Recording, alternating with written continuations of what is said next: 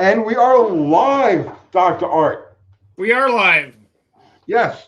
And who is with you tonight? We have Dr. Eva here. So Eva's going to answer the questions that we can't. So if you Right. guys, Yeah. Once we get stumped, she's going to come and save our butts. Um. So it's all good. I don't think so. I feel secure now, knowing that we've got everything covered. Yeah, we do. We're all covered. Where do I stand? Yes. So Mark Sauvé, Trans Tim Kennedy, Dickie Farley, Mexican Spec. What's happening, brother man? World of Wood Chip is in the house. I have to go deliver wood, laughing my ass off the GLH video. You like the GLH video? Let's see. Marcos Thuswaldner, GLH video? Yes, I just posted a GLH video. The GLH. Oh, I didn't even haven't. Oh, okay. Haven't even seen that one yet. Literally, we just put it up about an hour ago. Oh, okay. I shot that over Brian Buey's place. Oh, okay. Project Time Garage. So Yeah, I was talking. I submitted to his channel like everyone else should here. yes. And yeah, I Everybody started go. a conversation with him. So yeah, Yeah. Well, let's see if he pops in. If he pops in, we get him up on here too. yeah. Rocco, what's happening? War Ghost, what's doing, man? Bobby Z, Connor Lake Havasu, Jeremy Nurst. I have a 73 Dodge Dart. Can't get it to charge my battery. Anybody? Yeah. Alternator? Yeah. Voltage regulator. Make sure the Yeah. voltage regulator. Make sure both of the field plugs are on the alternator, and make sure that the voltage regulator is grounded. It will not charge if the voltage. I can't talk unless the voltage And are regulator you? is grounded. In lieu of that, you might have a bad alternator gauge. Because the whole charging system runs through the alternator gauge. Star XENU. Man, you guys come up with these names. Yeah. There's a whole bunch of new names in here tonight. Yeah. Yes. Formula 350, what's happening? Yeah. Crashes Roadrunner Garage. I love his name. Oh yeah. He's been bombing my channel. I got to thank him for that. So that's good. Does nothing special. We missed that. John, we have a lot of new names in here. Welcome, Yeah. guys. Glad to have. Always nice to see new faces in here. Actually, me.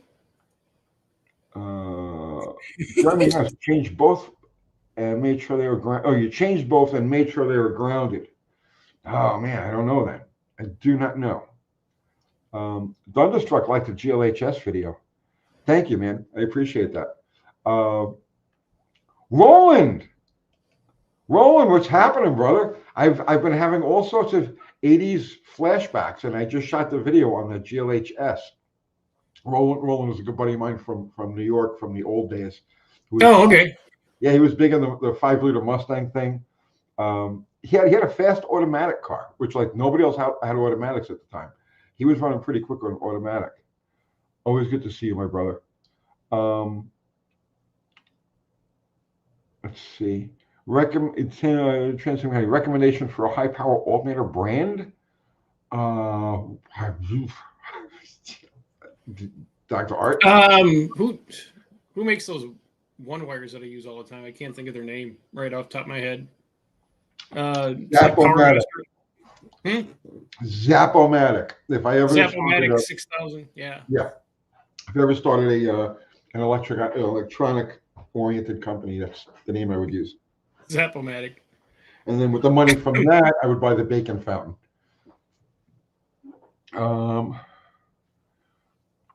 Barracuda, what's happening? That's some serious motivation about bacon fountain, Well, I mean, everybody has to have a dream. Right. You have to have a dream, man. You just got to. And for me, it's the bacon fountain. 80s cars rocks. I know. It's like people are really catching on to the 80s stuff now, which is good because I did so much work in the 80s. and it's all been completely forgotten about. It's all like, oh, that's just nobody cares about that. Now all of a sudden, these people, people start to catch on to these cars. So I kind of feel vindicated. Yeah. Power Master alternator, yes. Yes. Ego Death, please. Put a GM alternator. No crossbreeding. Crossbreeding is forbidden. If you're going to crossbreed, go to somebody else's channel. Go to Dr. R's channel because he crossbreed stuff. Yeah, You yeah. know. We do crossbreed horses and dogs, everything. So Yeah, no, we stick Chrysler car. It's got to have a Chrysler alternator. Not that Chrysler alternator is any good, but it's a thing.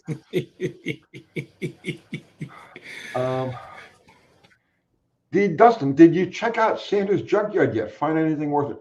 I went to Sanders' junkyard and I found Brian Buey, a long lost friend, and then we just did a video today. So yes, I went to Sanders' junkyard, but I didn't find anything that I was, that I thought was had to have Yeah. nothing. Yeah. Was it all just mud when you went out there? Because it was just raining for days. No, I didn't get very far in the place. I didn't really need to. I could see by what was laying around there that it wasn't going to be. I was picturing a yard that had like acres and acres of 50s and 60s and 70s stuff, and it's just a regular junkyard. Just a junkyard. Oh, okay, yeah. All right. Here's one for you, Dr. Art. You answer this one. Or Ava, John Richard, anti-seize does change the torque value almost 2-1,100 pounds. What does that mean? 2 to 1 pounds. It's probably 2 for every 100 pounds. Oh. On the T wrench, 90 pound. Yeah, 2 pounds for every 100 pounds on the torque wrench. So if you're 190, you'd add 3 and call it good, I guess.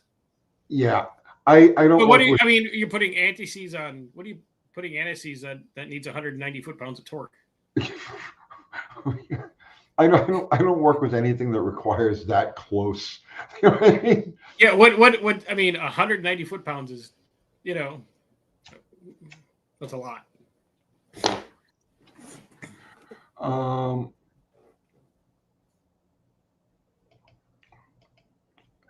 Equal Opportunity Offender says he has to throw his polyester pants in the dryer. Eva, how do you feel about polyester? It's okay. Cool. It's okay with the 11-year-olds. Yeah. Yeah, just polyester or just flannel. throw it in the dryer. Just do that. Yeah. This is what I'm saying. Like, it's not that big of a problem. Just put it in the dryer. Yeah. See, she's added a whole new dimension to this. Yeah, it's a whole new dimension. Oscar Gonzalez. Thank you for the Thank you, super chat. Oscar. Donation. How are bullet type electrical connectors pull apart on a 68 Cougar? They're freaking stuck.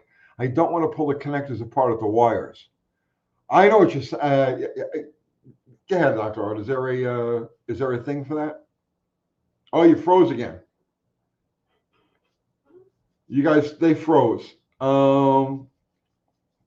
Well, I hope they can make it back. Yeah. Okay, did you get that? You froze. Yeah, it froze on my back. Yeah. So how bullet electrical connectors on a 68 Cougar, which I'm sure you're more than familiar with. Right.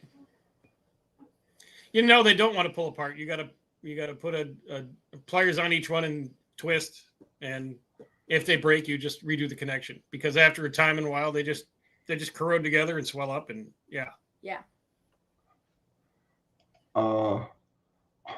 Marco Thuswaldner, cotton. What do you? I would say that's probably the king of all fabrics. No, Eva? Yeah, I love cotton. Who doesn't love cotton? Yes, right. It's very nice. Rocco says that Eva needs to learn how to weld. How do you think? Excuse you, my name is Eva. Eva, EVA. Thank you. Not Ava. Eva.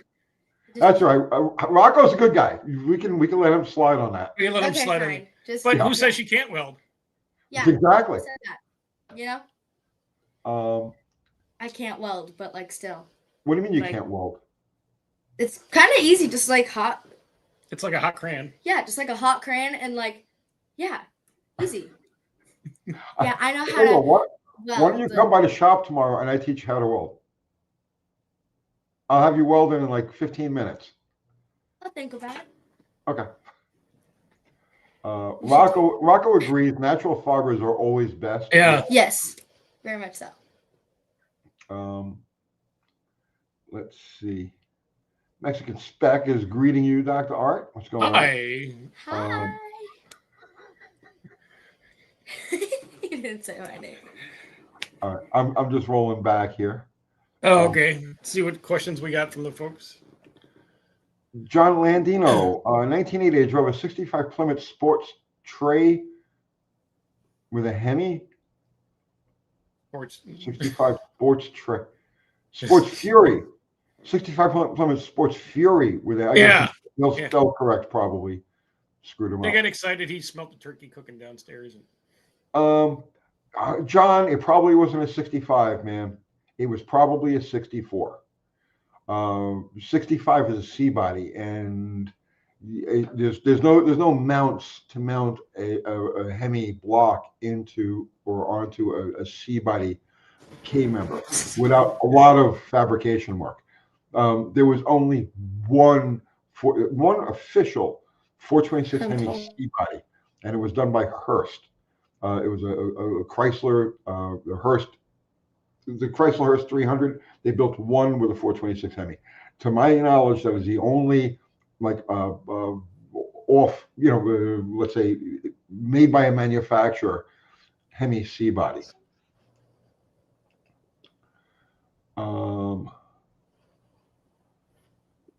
Let's see. Marcos, is the Caravan going to get a bypass for the light circuit? I already did the bypass on the light circuit. I did a whole video on that. And it's working good. It's working good. I've been styling in my town and country.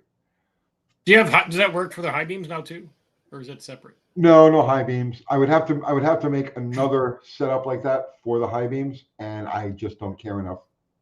Okay. Just don't care enough. Yeah. I don't care. It has driving lights or road lights that do work. Oh yeah, that's plenty. Yeah, it's tons of light. Yeah.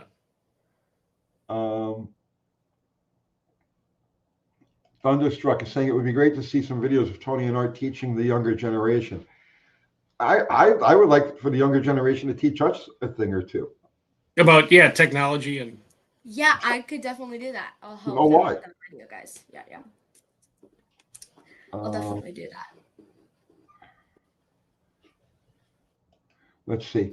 Alan Kisson, if the goal is 1,000 horsepower, would you use a 400 block or go with the newer 440 source block?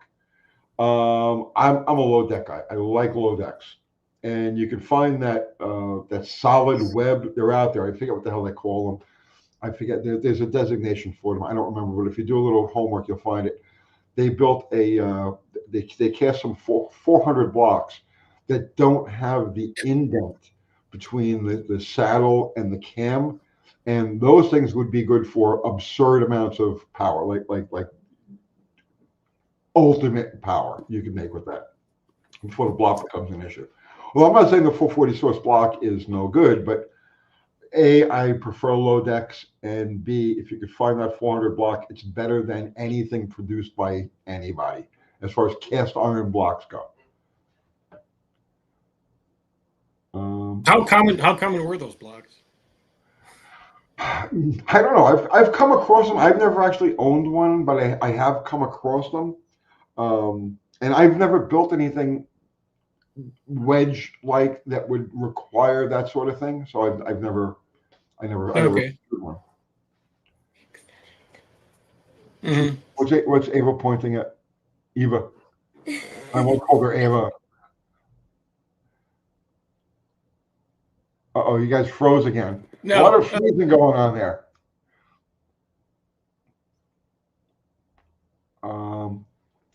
Let's see. Brown guy. Tony, I'm going to go to Harbor Freight and pick up Fluxy's daughter on Black Friday. Go for it, man. I love my Flux cores. Your daughter. Mhm. That one's funny. What- she's yeah. And Click on Mexican that one. Spec wants to know if she's bored yet. Yeah. Click on If she's I- what? he's the clicker. Can you click on that one? Yeah. Yeah. Let me find it. There you go. No, I'm not. It's kind of entertaining. And yesterday my grandpa Art, he told me that I would be on the show, and I've been screaming ever since. So I'm not bored yet. I'll just say that. Have you literally been screaming since yesterday? Yes, I've been yes, really excited yeah, about it. I've yeah. like walked up to him like every 5 seconds, like, "Oh my god, your show tomorrow." Yeah, so She's I'm very not bored yet. excited. I may have hyped it up a little bit to her. So. All right, Eva. In your opinion, what is the holy grail of Chrysler blocks?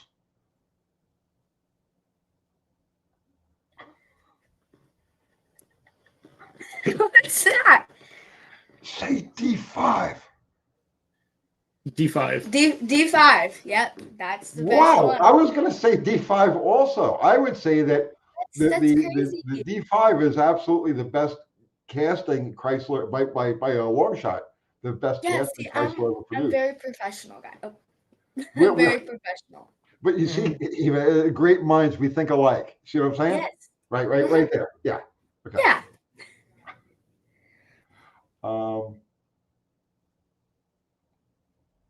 Let's see.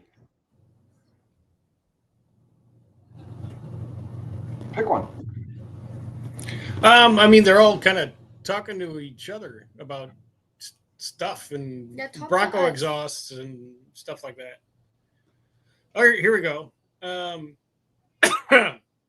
Yes, on this truck, I agree. Mhm. Yeah, Dr. Art. Yeah. And Agreed. Yeah, agreed. And then the one just popped on the bottom there. This one? Yeah. Eric Swenson. 86 F250, 351 Windsor, Edelbrock, 1406. Engine runs better and snappy without accelerator pump. What? Engine runs better and snappy without accelerator pump unhook? Yeah, I'm like, whoa, something's It makes me funky going on down. there. That Yeah, it's like, was it like flooding the Eric, I have no idea, man. I mean, in theory, if everything else is like working the whole correctly, timer? yeah, if you don't have any accelerator pump on there, as soon as you touch the throttle, it should go, and then it just dropped dead. So I don't know, man. American Trucker, 1989. Will one of them $120 Harbor Freight flux core welders work well on small tests like welding exhaust? Dude, Absolutely. Yes, absolutely. Dr. Art is my witness now, okay? Since I started this channel, because okay, I don't use any equipment and I don't do anything that I feel that my average viewer can't attain. So I can gas weld like crazy. I can TIG weld. But because I try to keep things as grounded and as base level as possible on the channel, I only weld with a flux core welder because every single person, even Eva, can go to Harbor Freight tomorrow, buy a flux core welder, and learn how to use it. So we built entire cars out of flux core welders. Forget about doing exhausts. We've welded together. The slag hammer is welded together with 23 pounds of flux core wire, the entire car from bumper to bumper. And that's it's roll bar, body work, everything. Well, everything was done with that. I've welded cast iron. The Barracuda that he just sold. I did the exhaust manifold, had an ear broken off. I welded it all back together again with the flux core welder. I have repaired freeze cracks on the side of a big block Mopar with the flux core welder. So can it do a small task like welding exhaust? You betcha bippy it can. Yep. Yep. Still taller than you. Mm-hmm. Yeah. Thunderstruck is in there with the Ford 351 with the accelerator pump. A 1406 should be jetted way lean. Yeah, on the lean side. So it sounds like your floats are set too high. Good possibility. Scott Coon. Thank you for the super chat. Donation.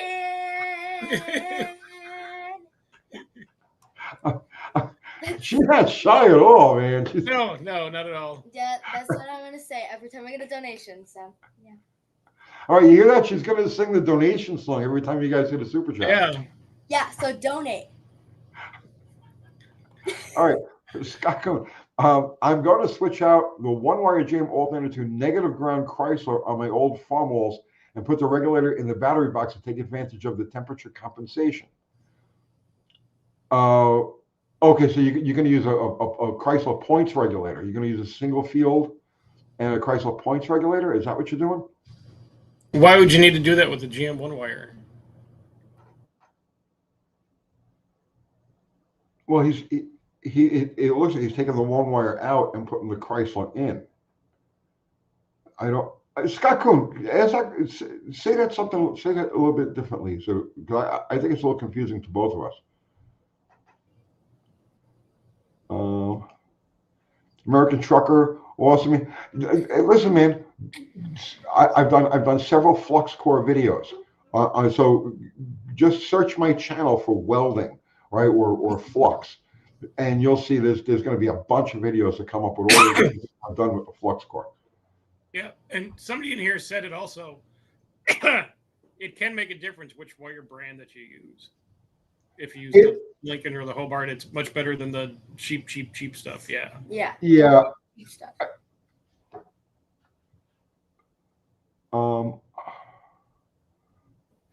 Rocco says Kathy never sings a donation song. You know what? You're right, man. She doesn't. Kathy, why aren't you singing the donation song on Sunday? Yeah. I don't know. Is she watching? She's usually lurking in the background. Yeah. Kathy Bananas. Let me see if she pops in. Okay. John.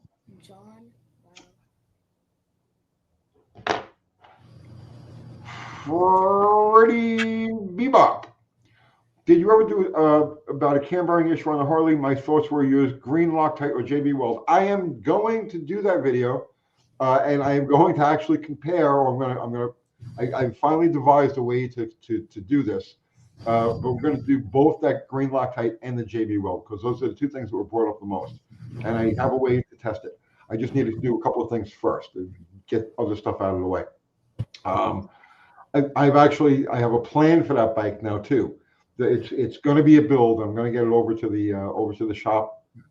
Sometime over the next 2 weeks or so. But I'm going to do a very interesting build with that thing. So yes, stay tuned. We've got more on that coming. Yeah. Eric Swilson, older Walder, wants to know when your next Boomer Cheer video is coming. It has been a hot minute since you did a Boomer Cheer. It's been a while, right? Yeah. Yeah, I'm gonna have to need to rant about something soon, I guess. And yeah, it's not about the price of silver because that's going through the roof again. Silver's doing good, man. The next, so I predict one more dip below 50. Okay. Mm-hmm. 47. The last floor is 47. So figure 48, 49, and then, and it's going to sound crazy. Okay. The next run up is going to be to 92. Really? Yes. And then the mother of all pullbacks. It's going to be the pullback that people are just going to talk about for centuries. Because it's going to go from about 92 back to around 30, just for a blink, and then it'll normalize up in that $90 to $100 range. Well, save your pennies when it dives. Just buy a bunch more. That's my prediction. I mean, that's my prediction. And then copper, I think copper is going to be the next thing. Mm-hmm. Let's see. Sweaty fat guy. How do you feel about sweaty fat guys, Eva? Ew. Okay. No offense to you, but no. Maybe get some deodorant, work that out. Please. Please. I don't care. It's got a great personality. Deodorant on. Please. Tony, would you ever do a drag and drive or follow along one just for fun? No. I would I've said it before. I would love to send a car. If I had somebody who wanted to do a drag and drive, I've got cars they could take. I mean, definitely. But no, I find no joy in being on the road. That's a good move. Those days are still far When behind me. the sweaty fat guy just Sumper's overjoyed that he got an ew out of it. So he said, "Yes, I got an ew." Kumar, thank you for putting up the link to my merch, so you can get our shirts and our hats, and I don't even know what else is in the store. Kathy Bananas handles all of that stuff, but thank you, Fubar. UncleTony'sGarage.com, and then of course Dr. Art has his merch too over at Dr. Art Stuff. Yeah. or midnight. Go to Midnight Speed Labs. Midnight.com. Oh, Is it gone? yeah, it's gone. Jimmy Sutton, have you ever thought about doing a shop tour? You don't want to see what I have. I have so little, and it's really nothing. Dr. Art's been to my shop 1,000 times. He'll tell you there's literally nothing of any note there that you haven't already seen. Yeah, go in your garage and pretend and turn this show on. It's the same thing. No, literally. Yeah. I can't wait. Oh, we got another super chat from Scott Coon. Please click on it. Oh, we got to sing here.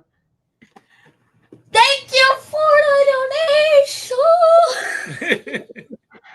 Don't hurt your vocal cords. Thank you. Yeah, thank you for the donation, Scott. Wait, Scott Coon. Scott Coon. Yeah, Thank you. you're the best. Yes, lose the General Motors alternator. The battery sits in a tin box on the transmission, so it gets hot.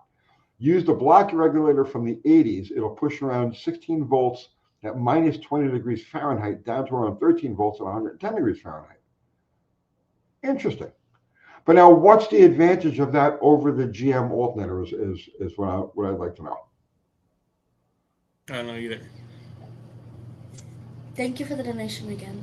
Mm-hmm. You're the best. Yeah. Mexican Spec. The house tour would be more interesting. You know what you'd find if you toured my house? Dog hair. You would find dog hair if you. You should do a tour of your house. Yeah.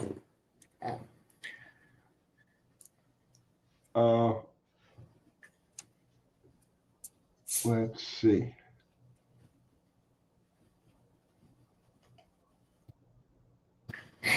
What's this now? Does Tony have like a break action? I don't know what that means. I don't know. You mean in pool? Shooting pool?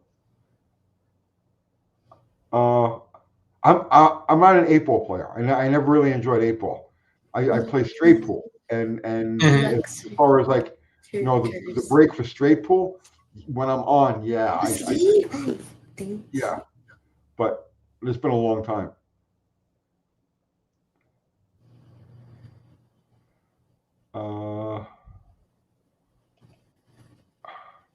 Eric Duswaldner, I bought gold and silver stocks from Tony's advice 6 months ago, and I'm up almost 100%. You're the best.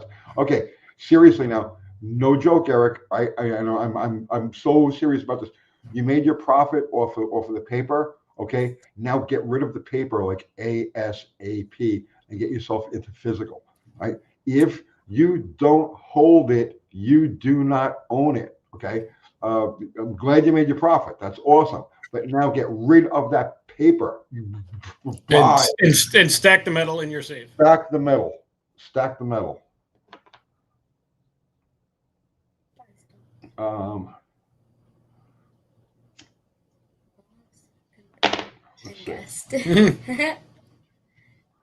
And Zero is in the house. What's happening, Zero? Got guest right. Well, actually, Eva. This is not financial advice, even though it is. No, that's right. Your results may vary. It's just common sense advice. It's not firearms. Who's asking about firearms? He's asking about firearms. Oh, okay. Jimmy Madison. Yeah. Can that style welder repair an overported tube to J-head I bought that had hidden JB Weld fallout in the hot tank. I actually have a head just like that I picked off of Marketplace recently. But it's a big block head. Maybe with a removable sleeve and some type of a push rod for backing. Freezing up tonight. It can, but your likelihood of getting a non-porous weld in is not likely. If you can gas weld it, if you can oxyacetylene weld it, then yes, you can absolutely fix that. I don't think I would make that kind of repair with the flux core, especially since if it's over ported, then there isn't going to be enough metal there, and you're just going to make a mess of stuff. It's going to burn a bigger hole, yeah. Yeah. On Bottle Rocket, the 318 or the 273 heads that are on there, I overported a couple of them into the push rod tube, and I sealed those with JB Weld, and they've held. But I don't use it that often, but I filled those with JB Weld, and there was never a problem. Yeah, if once you're cleaning, you re JB Weld them. They should, Yeah. Any reason they wouldn't seal up. Yeah. Just yeah.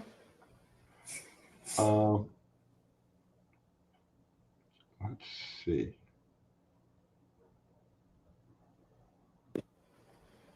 Kind of like Havasaur. Polo. Marco. Polo. Marco.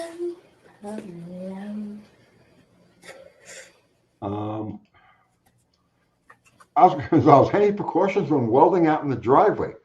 Don't want a nosy neighbor going blind. Well, they'll only be nosy. They won't be nosy anymore, then, will they? Exactly. This is what I'm saying.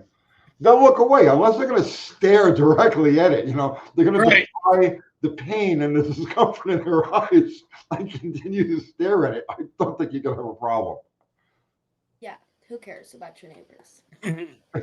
That's the spirit. If you don't like them, then just this is literally perfect. Yeah. You can weld outside their window. That's the chance. Yeah. It's on now. Okay. I have a 2012 model vehicle with 9,000 miles and a V8. Hasn't been started since February. We'll have some time this weekend to start it. What precautions? Been garage, non-ethanol fuel, full tank. Yeah, Dr. Art, you have anything? Yeah, I mean it's a late model. It doesn't know that it's been sitting there for 8 months. To check the oil and fire it up. Yeah. Yeah, it's been out of the weather. Fire it up. Yeah, it doesn't know that it wasn't started yesterday. So yeah. And it's not been out in the weather in the barn. It's not had critters in it and stuff like that. Just do your normal, charge your battery, check the oil, and fire it up. Yeah. That's it. A lot of people are afraid to fire up engines that have been sitting for a long time because they think the oil, it's not going to have any oil. But oil is formulated to stick to surfaces when it's stagnant, when it's just sitting still, right?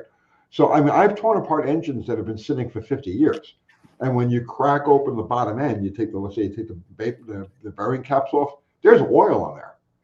That's 383 that was in the barn for 20 years. That had oil all over. Yeah, everything in the bottom end was still, you could have just fired that motor right up. The lifters would have ticked for a couple of seconds, but that would have been it. Yeah. Mm-hmm. Let's see. Tony, are you itching for that 2.2 charger? Oh, it seems like I've already kind of acquired it. Dr. Art, so. What's this now?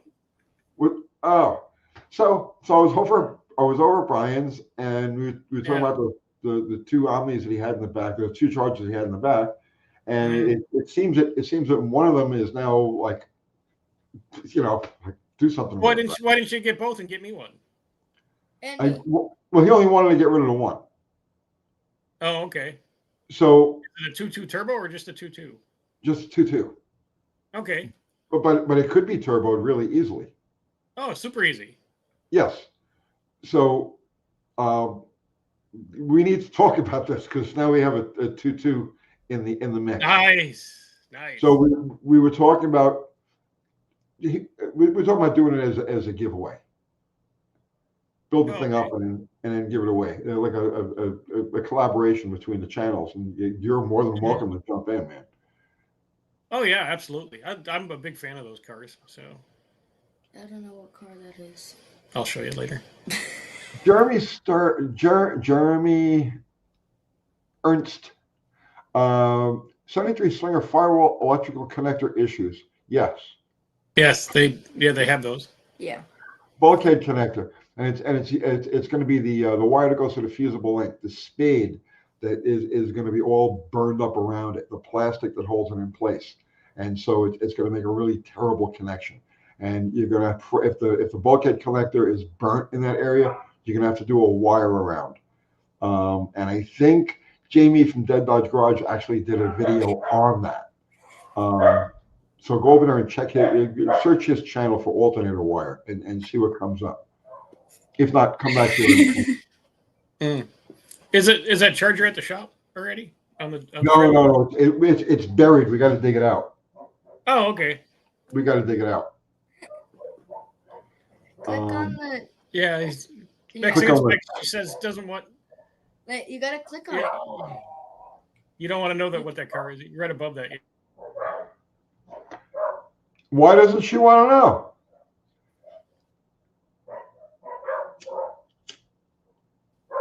I don't want to know what car that is. Yeah. Are you serious?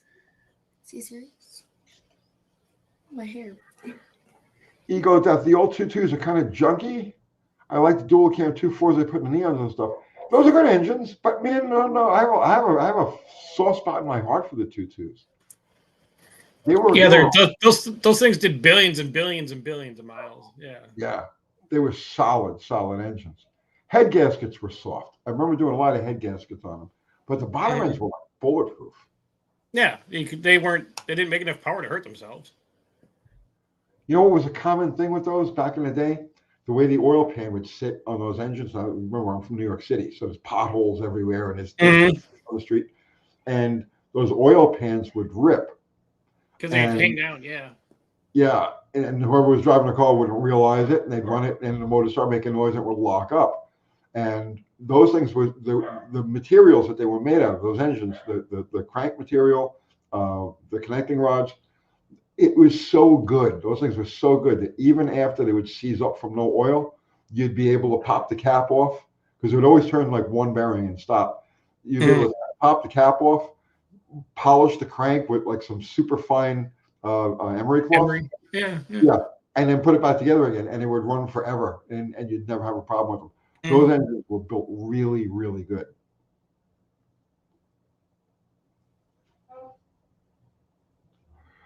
The only thing that's the only hesitation I have is like I don't know how available like typical parts are for them anymore.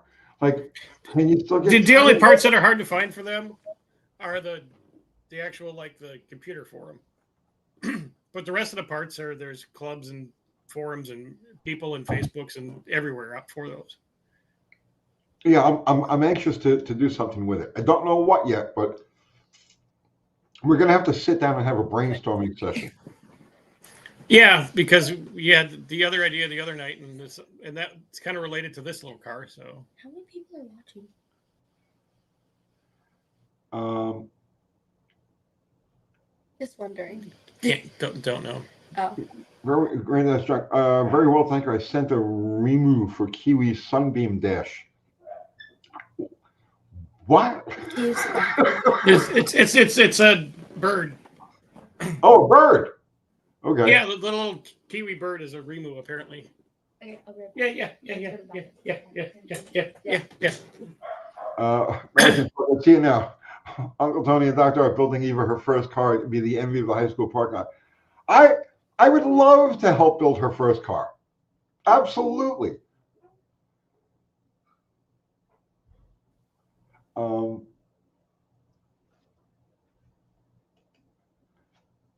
Eric Wilson, I almost blew the transaxle completely out of my old 85 Daytona Turbo Z once. I did blow the transaxle completely out of a Daytona Turbo Shelby Z once. Oh, you froze there for a second, Dr. Art. Yeah, I don't know what's going on tonight. It's in the same computer and the same thing, and it's just, I don't know. Too many people in my neighborhood, I guess, on the internet. Robert Trio, I have to replace the shorted alternator on my uncle's 87 5-liter LX. He hooked up the booster pack backwards, already repaired the fuse link. Any particular brand you guys might recommend for a rebuilt unit? It's all going to be pretty much the same. Yeah.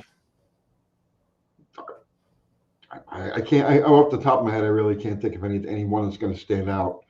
They probably killed the diode in it. And if this, I'm sure there is some starter and alternator places still around that can actually just change the diode that's in yours.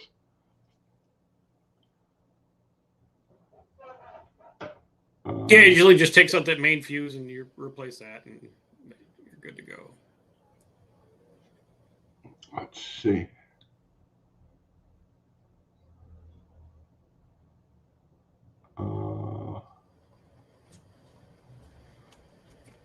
I'm running back up here. Oh, okay.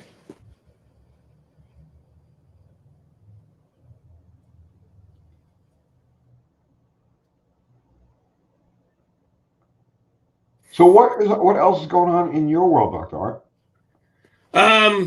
Well, there's just the people here made a bunch of food today. I got some rear suspension parts coming for the Ranger. We're going to redo the whole rear suspension on that to get it to 60-foot a little bit harder. And then I have a guest coming over next week with a very, very nice 68 Galaxy. We're going to do a video on that car and replace his rear springs and a couple other small things he needs done. But so that'll be interesting. I may stop by while you guys working on that. Yeah, I'll give you a holler. I do love that car. That's a beautiful car. Yeah, it's funny. Funny coincidence. So I was out. Yeah. So what's his name? John. So this guy John. So I'm in my neighborhood. There's a Kohl's and a Kroger, next to each other, and I was passing through the Kohl's parking lot on my way to the Kroger, and I see this white 68 Galaxy, and I'm like, "Damn, that's nice!" And I'm looking at the front of it, like the grill is all pristine and stuff like that. But I saw the guy there, and but I was kind of shy. I didn't want to just so I kept going. Well, it turns out he recognized me as we were going the other way. So, it's a beautiful car. You guys can see it on Dr. Art's channel.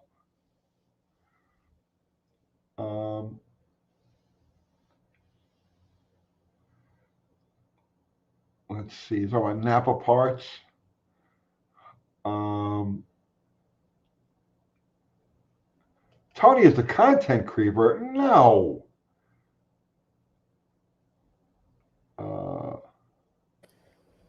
You know, many videos I did over with his stuff. Yeah. Siderider, ask your daughter if a 1958 Fury would fit in her school parking lot. What do you think, Eva? Yeah. 58 Fury? Well, she's in 6th grade, so the 58 Fury would fit fine in the 6th grade parking lot. Yeah. I'm his granddaughter, not his daughter. I'm 11 years old. See, you look young. Yeah. I think so. Probably. The parking spots are pretty big, if you count the buses. So yeah. Yeah, well, the buses will fit. Yeah. The buses will fit. That thing will fit. Oh yeah. That's Paul Bruno right up there mid chat. Yeah, thanks for the compliments on my Galaxy. So. Oh, okay. Yeah. You hate. So I have 5 years to build a cool car. Yeah. She looks just like Erica. Oh yeah. I do. Huge shout out to my GG Erica. She's watching right now, and my mom. I know you guys are watching. It's like they took Erica and copy and pasted and made her mom, and then she copy and pasted and made her. So it's copy, paste, paste. Yeah. So what kind of car do you like, Eva? So 2 cars I really like. One, a Mustang. What year? And I don't know. Any year. Any year. And a Jeep. I've ever since I was like 9 or 8 years old, I've really wanted a Jeep. Yeah, like way back then, totally. I really wanted a Jeep, a purple Jeep, a pink Jeep, or a blue Jeep, one of those. But yeah, and so my mom, she just got a new car. We just wanted to let you know that the copy and paste are here. Oh, come Yeah. in. Okay, so we're So gonna I'm bring it the in. original, and this is my daughter. Let's copy 1, 2, and 3. Yeah. So this is the grandbaby. And thank you all It so looks much. exactly like you. It's weird.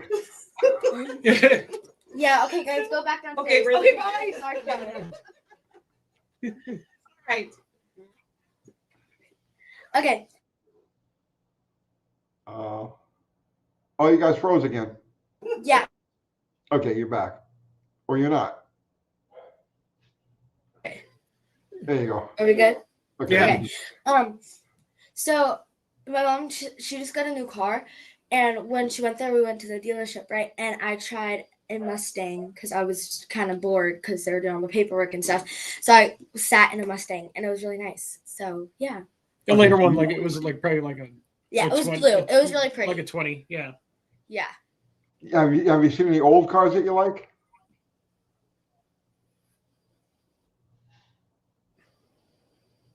An old truck I saw one time, which is kind of cool. Yeah. Okay. Yeah. Well, I think we're gonna have to build her a car at some point. Oh yeah. Oh yeah. That's on the plate. Yeah. Like the art is surrounded by estrogen. The finest way to be, man. Wait, what? By all girls. Oh, yeah. Let's see. 2015. Bruno's saying hi to everybody over at your place. Yeah.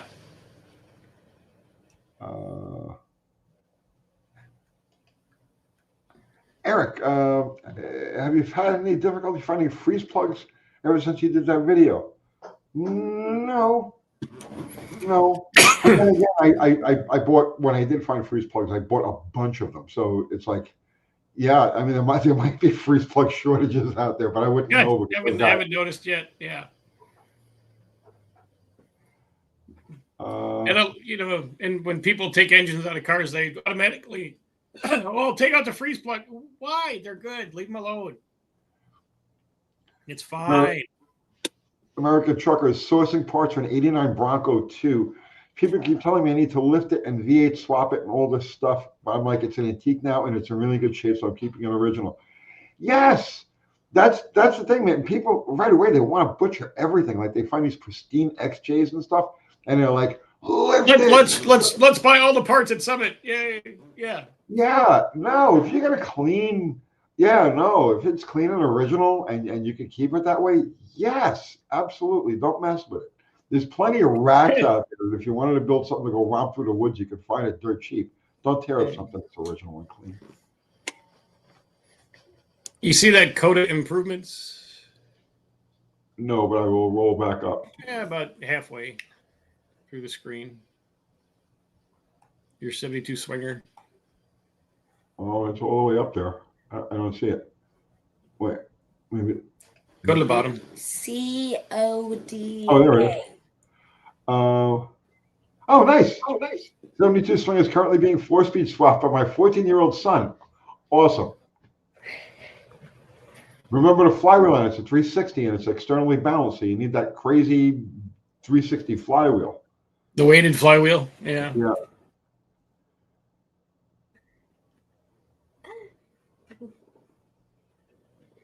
That little car be fun with a 4-speed.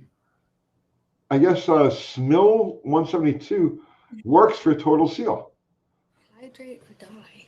That's Because a pretty it says cool. it will revive your engine and their product will make power and increase fuel mileage. Well, he's actually in product advertising, actually. So good job, Smill. He's Yeah, made I your stockholder. Photo. I like your photo, yeah. Mm-hmm. Hydrate or die. What does she want to drive? No, his little avatar on Schmills, it's hydrate or die. She thinks that's pretty funny. Oh. Yeah, that's pretty cool and funny. Yeah. Mm-hmm. Hydrate or die. The 2.9 one's good. I wonder if you still get head gasket or something. That was a German motor, right? Wasn't that like that? The 60 degrees? Yeah. It's Cologne. And your intake and your head bolts and stuff, they look like a Torx, but they're not. Okay. So when you go to take the motor apart, it's a Kushner insert. But it's not a Torx. You can use a Torx, but it's going to F your Torx up. So you need the right socket. Where do you get that? Because I remember having that was like before Torx became a thing. Right.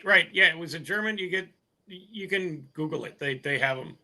But yeah, it's a special tool. You can use Torx. I've used Torx to take apart a lot of them. But when you go to torque, the heads are right back down. If you don't have that tool, they can slip and not be cool. So, but other than that, those 2.9s, they are kind of bulletproof. Again, a motor that doesn't make enough power to hurt itself. Wait. Mm. Click on that one. Mm. I told you. Click on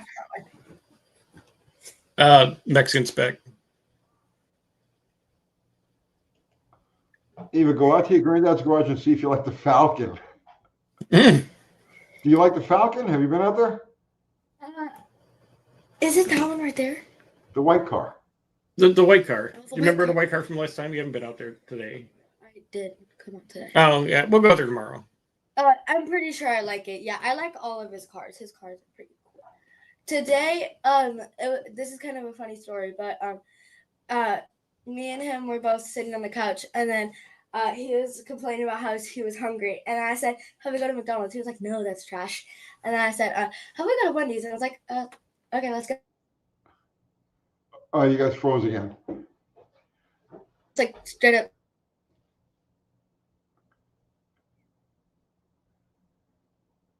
Yeah, you froze again. All right, I'll just keep going.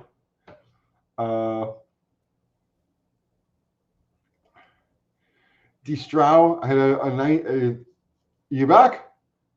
Yeah, I'm back. Yeah, you froze again. Okay. Yeah. D. Strow, I had a 92.9 two-wheel drive Ranger 5-speed. Yes, German engine. It was a hoot to drive. They were good engines. They started putting those. I think the first application for those here in this country was in the Mercury Capris. Yeah. Right? Yeah, the Capris. Like 74, 75. Yeah, same engine, but they used a carburetor then they put them in the Bronco 2s and some Rangers, and that developed into the 3-liter, and the 3-liter was. So they're all derived except for the overhead cam engine. All the overhead valve 3 and 4 liters are all derived from that Cologne engine. That was funny. Yeah. More chair videos. Let's use. Let's see. Eric Wilson wants to know if I sold Smog. Yes, Smog is down the road motors. A guy in town's having it. He's doing spending all kinds of money on it, having a good time with it. So more power to him. Oh, that one's funny. Mm-hmm. There, yeah, that's funny. Yeah, you got to go downstairs and get off the internet. Okay, I got you. Sky Kuna's back to hauling spare cow parts.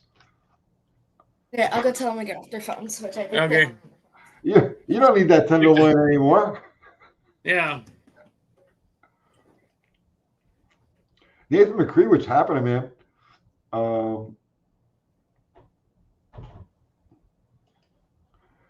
American Truck. Yes, I agree. If you want to build something cool out, find something that is a little too far gone to be worth restoring. Yes, to originally chop that up and build something cool out of that. That's why we were talking about the Shelbys or the Chargers that Brian's got in the back of his place, and I was like, I don't want one that's like restorable. I want a hot rod. I want something that's like it's solid enough that you could build off of it, but I don't want to have to go find the original seat cover material and right. And if we do something evil to it, it doesn't hurt any feelings. Right. Yeah. And that's how I am. Everything I've passed on many cars over the years because they were too nice. You know, it's like, oh no, that's too clean. I'm going to end up butchering this. Like if I go to look, if I see a nice body that I want to buy, right, and I pop the hood, and it's all original. It's got all the original wires and all that. Everything's perfect like that. I won't buy the car, but just because I don't want to be the one that's going to like take this surviving piece of machinery and destroy it. Will destroy, change it irreversibly. So I've actually passed on a lot of cars because they were just too freaking clean. I used to feel bad about cutting up cars, and then I think I turned 50, then I'm just like, yeah, just plasma cut it, and who gives a shit? It's you paid for it, you can do what you want. It's your hunk of metal, have fun. Yeah, I know. I've just seen too many things butchered. So too many things that shouldn't have been touched. Well, I mean, I just usually just buy junk, so it doesn't really matter. Well, that's the thing. Is what I'm saying. You're buying junk. So it's like you buy junk. Who cares what you do with it? You're making it better just by virtue of the fact that you're turning it to the world of useful machinery. You're making it better. Right. Yep. Had too many people downstairs not talking to each other and playing on their cell phones. So yeah, thankfully. They were just chit-chatting. Right. We should probably cut this short tonight so you guys can get back to your family.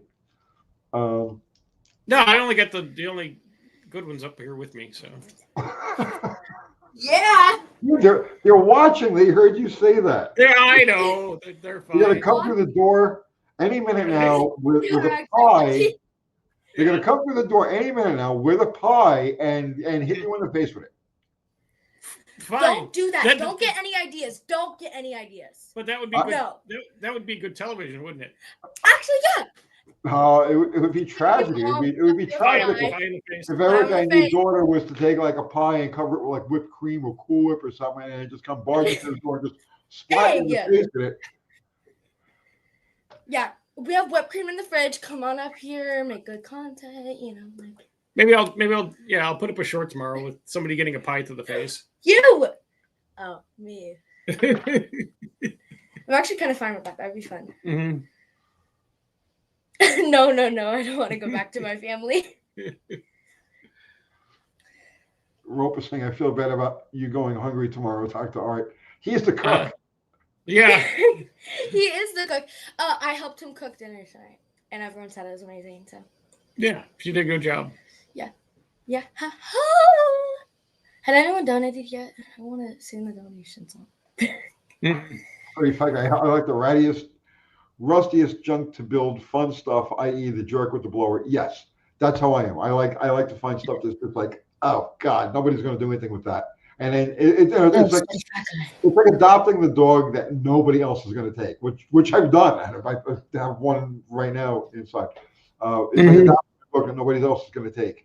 I'll save this one. And that's the way I am with cars. It's like, yes, that's just way too far gone. Nobody's going to do anything with that. I'll do something with it.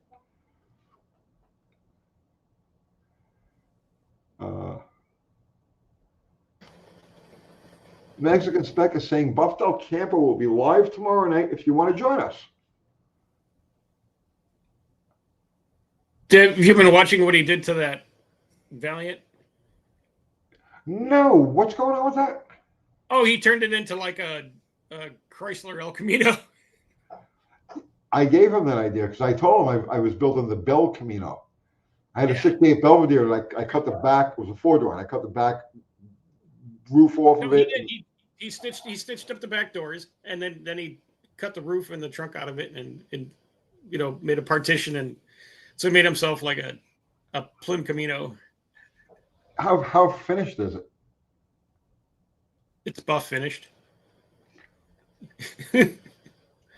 It's the parts are gone. It's the shape of a utility vehicle. So keep them busy for a second. All right. I have to find.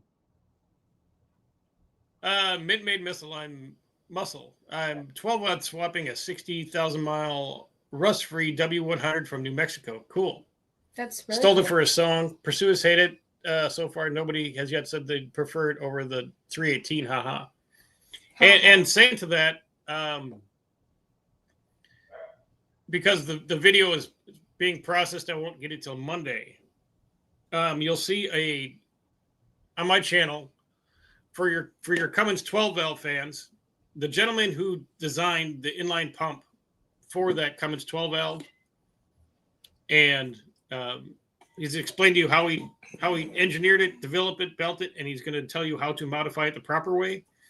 I have that whole video of his week also. There's Kim shop on the Yeah, roof. yeah. on the This thing. is they've gone much farther than that with it. Yeah. It looks like that's the last video. They posted that 3 hours ago. Huh. Okay, I thought I seen it with the roof and everything off already. All right, hang on. That's interesting. Because they might have did a video or a short or on the live or something when it was the back of the roof was already off of it. No, it's showing custom welding the doors, filler and cutting. I don't know, but guys, go over there if you're interested in this project. And it's an interesting project. It's really cool. Go over to Bob Del Campo's channel and check that out. That's the same thing. He took a car. Oh, Kim says we chopped the roof off during a live. That's what it was. She just popped in. Oh, okay. That's what I thought I seen it. Yeah. But Yeah, no, that's a super cool project. I like that. they took a car nobody was. Rolling your eyes. You said, Yeah. But that's a car that nobody wanted that they took and did what they wanted to do to it. Now it's cool. That was a car that got dumped on my doorstep by a junkie. Oh, that's that same car? Yeah, please. Oh, okay. okay, my polyester pants are dry. Yeah, equal opportunity Yes. offender. Okay. Yeah. Nice. Permanent press. What? Wait, you don't put dryer sheets in your laundry normally? No, he's a boy. They don't do that. Ew. Permanent press, so no iron. It's a buff Del Campamino. Who said that? That's perfect. There you go. Yeah, there's the name. It's an El Del Campamino. Perfect. Mm-hmm. If that's not like written or engraved or etched someplace, Oh, yeah. in the vehicle, I'm going to be very disappointed. Yeah, Kim's still here. Kim, go get some stencils, and on the back corner, which is now the bed, a Del Campamino. Perfect. It is perfect. Oh, Daniel Solis popped in. He said, "Happy Thanksgiving, everyone." Yes, same to you, man. Daniel Solis. Yes. Dan, maybe we get together over the weekend here. We got a long weekend. Maybe we'll get together and do a live. Or if you want to jump in now, I'll have Kathy send you the link. Yeah. Happy Thanksgiving. Mm-hmm. Even though it's Christmas. It's Christmas. Yeah, just in time. Good question up on top from the T-Pal. The T-Pal. Okay. Tony, if you got a brand new 69 Chevelle 396 3-speed, could you get a 12-second time with bolt-ons and suspension work? The 3-speed manual? Yes. Yeah, absolutely you could. The difference, so it's going to be very similar to the Mopars. The gear spacing is going to be similar to the Mopars. The difference between a 3-speed and a 4-speed, and I did this back to back, like way back when I was doing the magazines. The difference between a 3-speed and a 4-speed manual with the same car, just back to back, was 0.2 of a difference. We found going from I don't remember the exact numbers, but it was a 70 Roadrunner 383 3-speed, and we went from the 3-speed to the 4-speed, and it was a 0.2 difference. So yeah, you could get a 12-second time slip out of it with the right combination. A very well balanced combination: cam, intake, headers, blah blah blah, gears, suspension work, and yeah, the 3-speed will get you there. And from a driving perspective, I prefer the 3-speed. It's just the 3-speed is just if it's a daily driver type of thing, right? It's less work. Yeah, it's just so much more pleasant. It's more pleasant, providing you got a full Synco 3-speed. If it's the Econo box version, you don't have a synchronized first, so that's a loser. But if you've got a synchronized first gear, I prefer it over the 4-speed.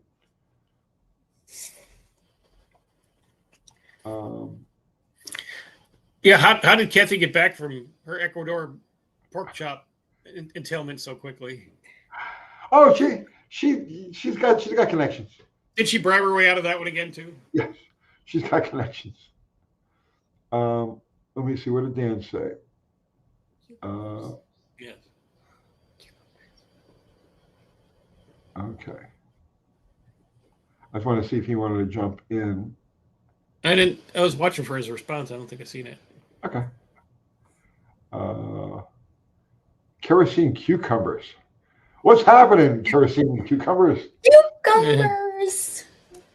I like cucumbers. She must be jet lagged. Yeah, well, you know, she's a jet setter. She's used to that. You know, she's just, it means nothing to her. Well, she flew the plane to home herself, didn't she? Always zipping around the world where she is. Yeah, Kathy Bananas with her unlimited fuel pass and her 747. Yes. Yeah. She's got like a 14-page passport. Yeah.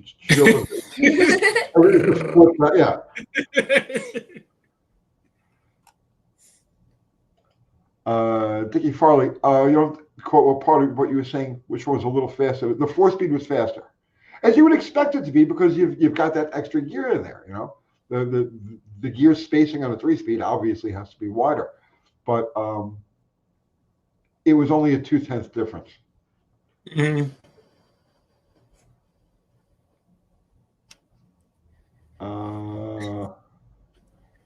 Let's see. Kerosene cucumbers. That's the best name ever. I just said that. Yeah. Dan's gonna get ready to chow down on some turkey. Yeah, dude. If you want to jump on a live sometime this weekend, let me know. Throw Kathy a message. Rest. They're not making a whole turkey because nobody wants to deal with the carcass. Okay. Zero's always ready for turkey. Mm-hmm. And then this is your time, man. This is your time to shine. Yeah. I love turkey. It's very delicious. You know? Yeah. I'm more of a chicken guy. I like chicken. Oh, you guys froze again. Whoa. They froze again.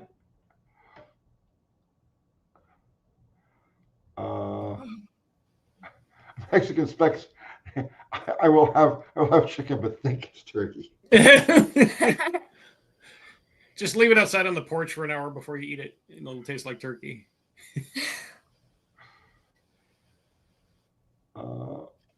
You like chicken better? Yeah. Yeah. Chicken's got. I don't know. Turkey.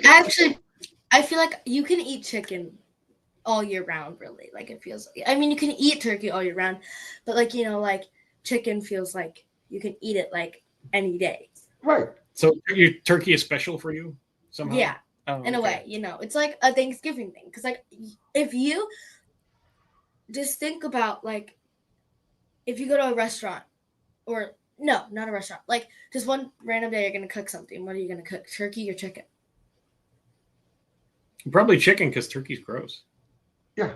Oh well, so I do like chicken better, but like right now. What is your point, ma'am? I don't know. Just like I feel like turkey is like more of a Thanksgiving thing. Yeah. And like chicken is like an all year thing, you know? Well, because chicken is good. Oh, I do like turkey cold cuts. I like honey smoked turkey. Yeah. Like I only have like normal turkey. I've never had like a different type of turkey. KJ Kylie, why was the 2-speed Power Glide so successful? Because it was simple and never broke.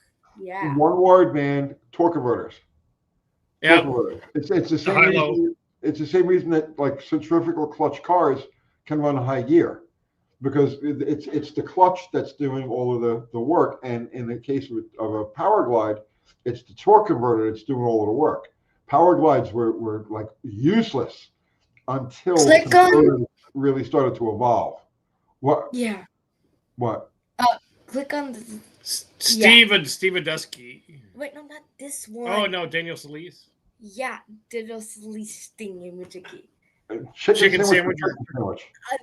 This one is a debate for anyone that likes both. I personally think that chicken sandwich is much better.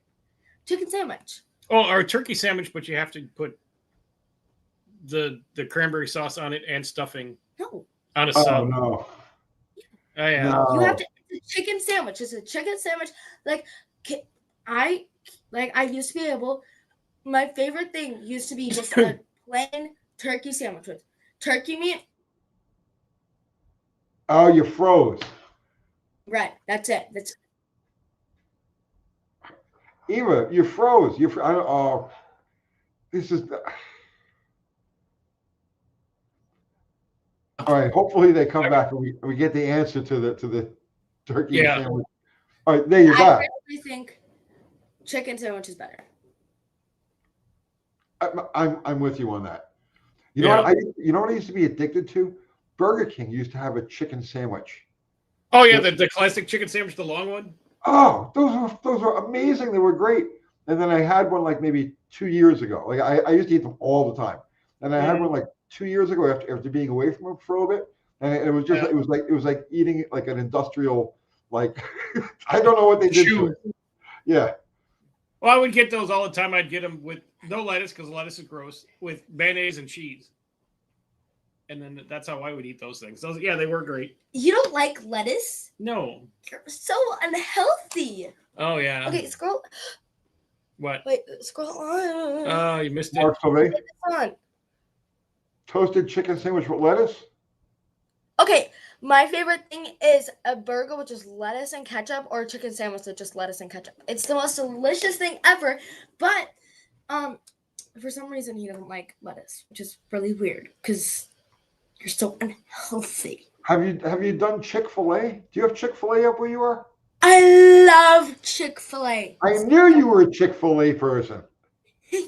I could tell. I love Chick-fil-A. By your hat. Huh? Yeah. Your hat gives it away. The way no, now you don't look like a Chick-fil-A person. If you lift up your hat a little bit, there you go, classic Chick-fil-A. No Chick-fil-A sauce. Popeye's chicken is out of this world. I don't think Popeyes I've is ever okay. had it. You never had Popeye's chicken? I don't you go to know. Popeyes and get the hot chicken. Yeah, get the spicy chicken. Popeyes chicken is okay. I'll just say that. It's okay.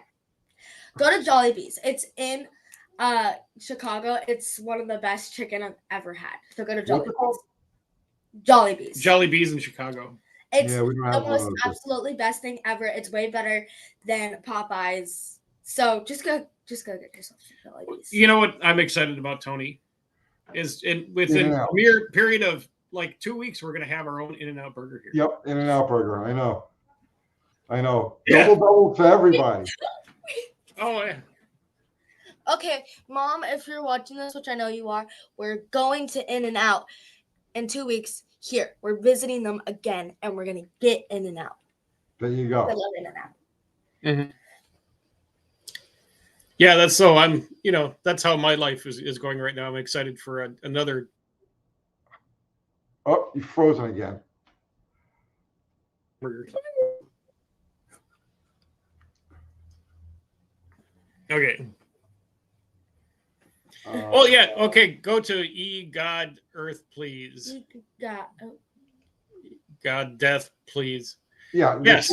I'm on the Chick-fil-A that they put nicotine in the pickle sauce. Pickle sauce. And that's why you get people. I think they're crazy about these not better than anyone else chicken sandwiches, and they'll fight in the parking lot, and they'll smash each other in the parking lot with cars, and they'll knife each other in the standing in line to get these nicotine-soaked chicken sandwiches. That's what keeps them coming back. They don't even know it. Back to cars. DT SB9SV. 66 Galaxy 500. New carbon, new fuel pump. Rough idle and stalls when put into gear. Torque converter? No, more likely vacuum leak. Yeah. Eric the Welch, I have beef with you now. Mm. Eric the Wrench could That's weird. Well, dude, I'm with you. I've kicked the fast food habit, and now anytime I taste it, it's horrible.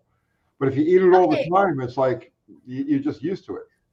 I can eat both. I like fast food, but I also like cooked food at the same time. Like I like both of them. And like I don't really know how to explain it, but like fast food is just good, just Well, delicious. because it's scientifically like created by in a laboratory, like to make everything exactly optimized and like Right. addictive.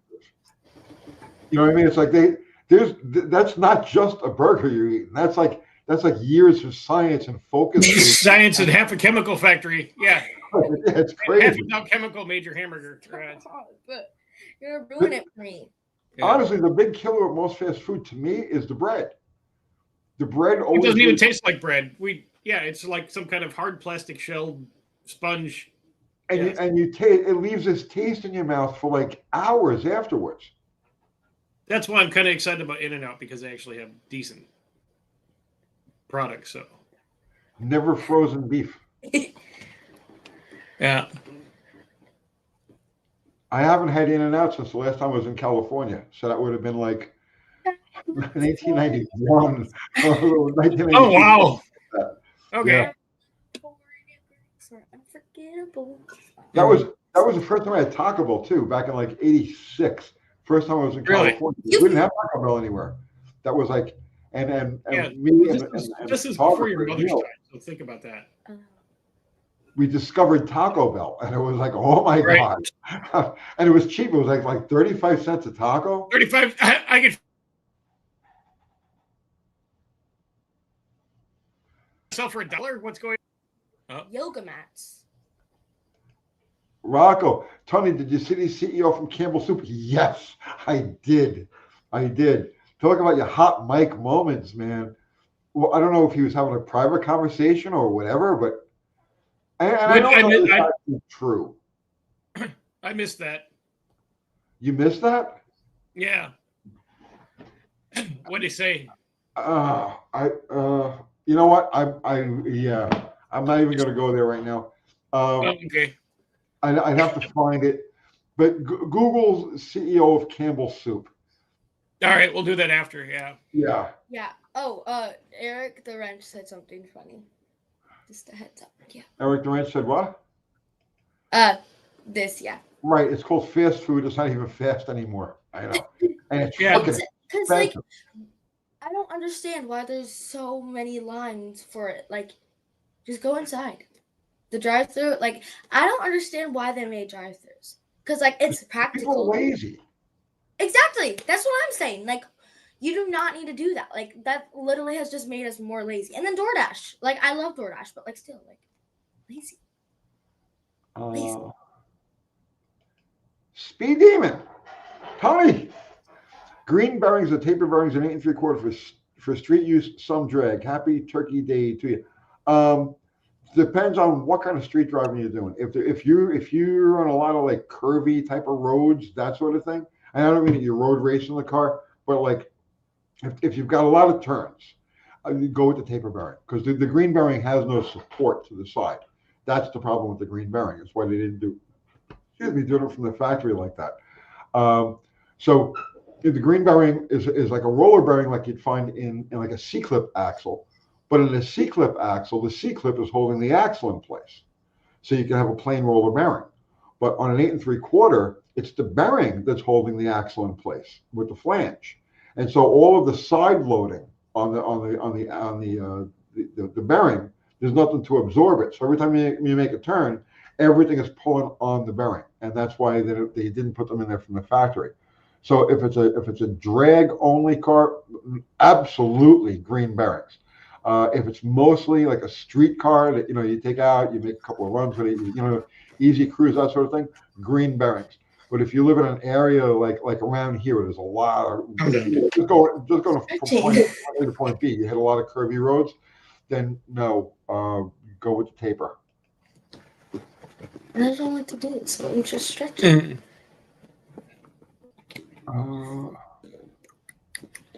Del Taco is the best since late 70s. Yeah, you go back up. Go back up. What am I looking for? Unfinished.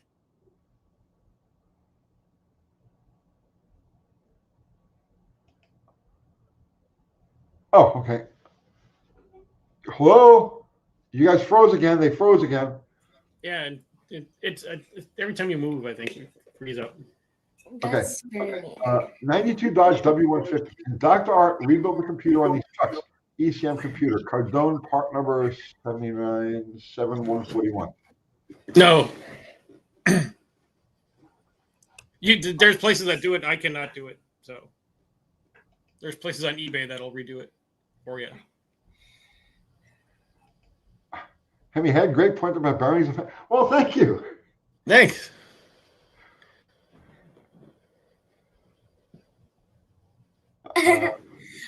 Yeah, this one. Yeah, you're Yeah. locking up. Okay, all this talk about about food is making me hungry. Just want to tell everyone happy Thanksgiving, peace and assembly grease. Yes, all the best from us to yours, Dan. Wait. Mhm. Let it be like you. Great point. Oh, I already saw that. We already did that. Mhm. American Trucker. Regular bread nowadays, even from the store, doesn't mold anymore. I know. Cheap bread used to mold. When I was a kid, we would pick it off. I'd still trust molded bread over chemical bread that don't mold. Everything is poison out there today. Everything Yeah, is you poison. can't. How did that work out with that Italian flour that Kathy got?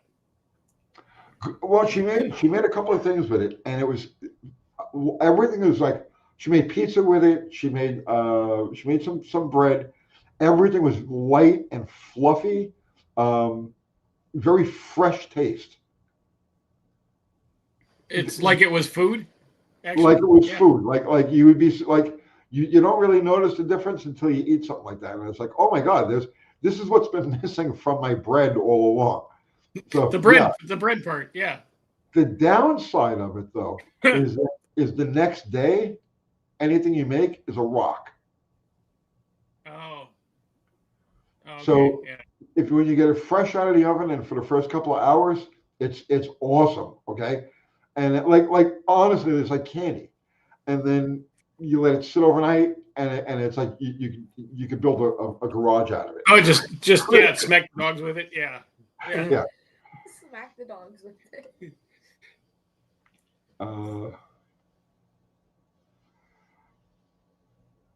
Let's see. I'm rolling back through up here. Mm. Carb swap the 92 Dodge.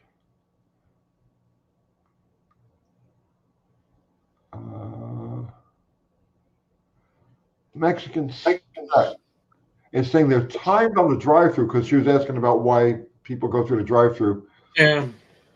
They're timed on the drive-through, but they should have other team members to handle the in-store customers. Okay. That makes sense, I guess. Mm. Thank you for the answer. Let's see.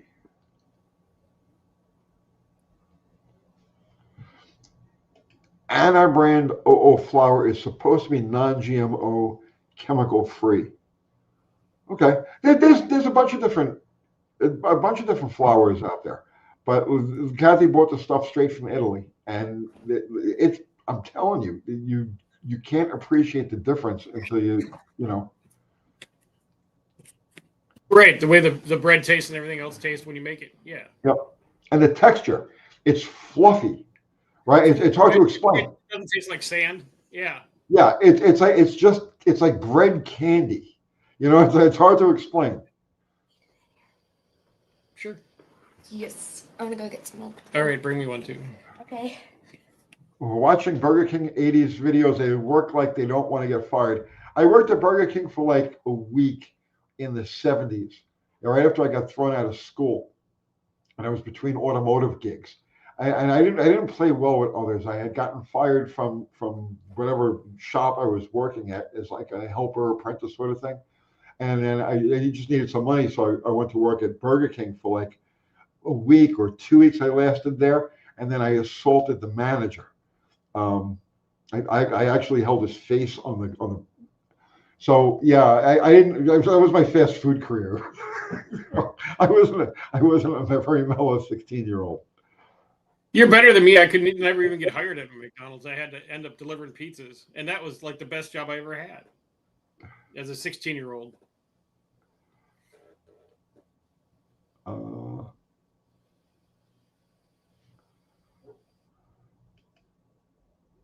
world of wood chip. I had the flu and didn't drink coffee during that time. I can never go back to using creamers. Tasted like a chemical factory. I have that problem. So at the house here, I use regular whole milk with my coffee. But when I'm out, there's a 7-Eleven that's exactly halfway between the house and the shop, and I'll hit it on the way to the shop, and then I'll hit it on the way back to the house. So and they have this caramel creamer. It is a Sunny Delight, I think it is, and I know it's shit. I know it's causing all kinds of cancers and weird malignant situations, but it's like addictive. If you don't drink it for like if I don't have it for 2-3 days and I stop drinking a cup of coffee, it tastes like I'm drinking a mouthful of chemical, and then you just get used to it. But yeah, some of it is very addictive.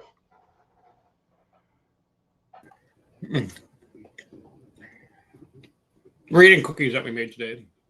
They're really good. Oh, what kind of cookie is that? Eva, did you bring enough for everybody? We made them. Yeah, here. Everybody take a bite. Did you bring enough for everybody? Now. Oh, Brian's in the house. How do you open anything in your coffee? I just always I drink I like espresso, black of course.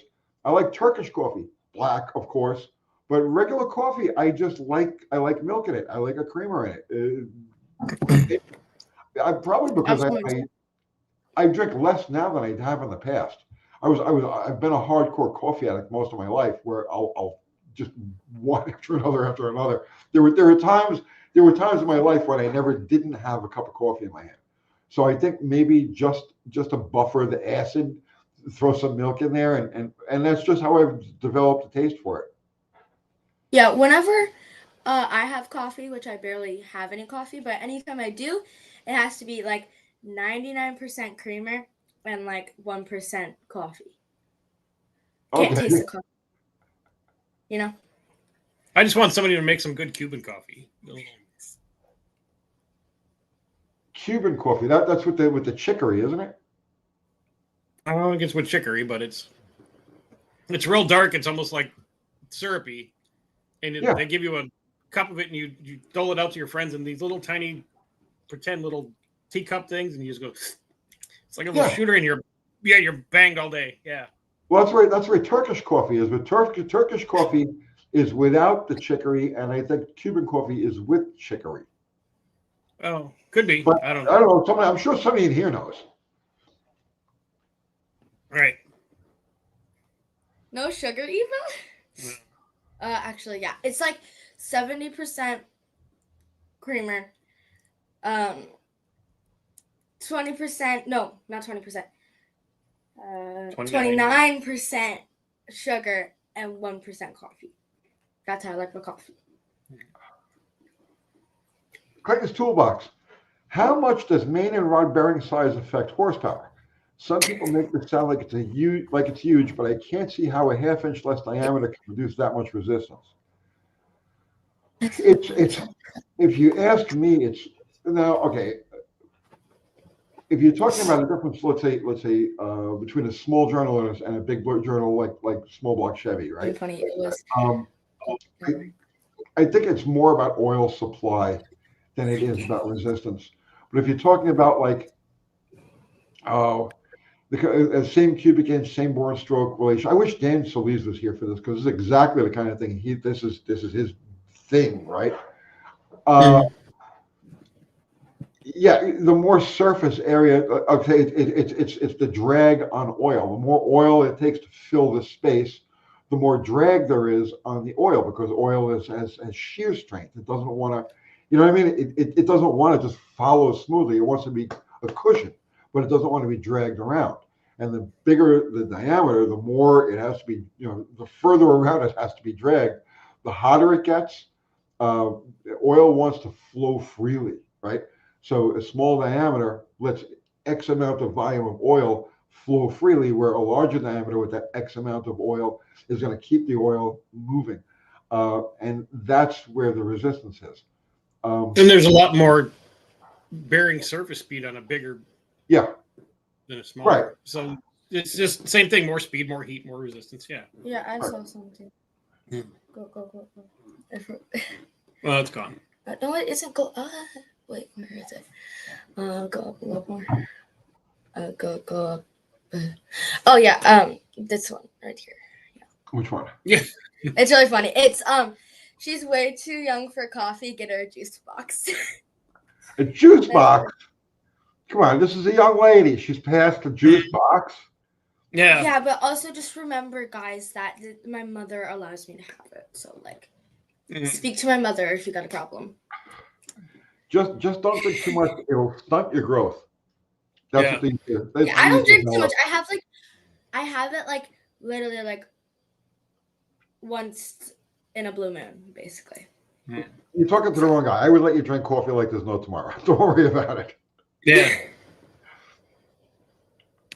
My dogs love coffee. Oh my God.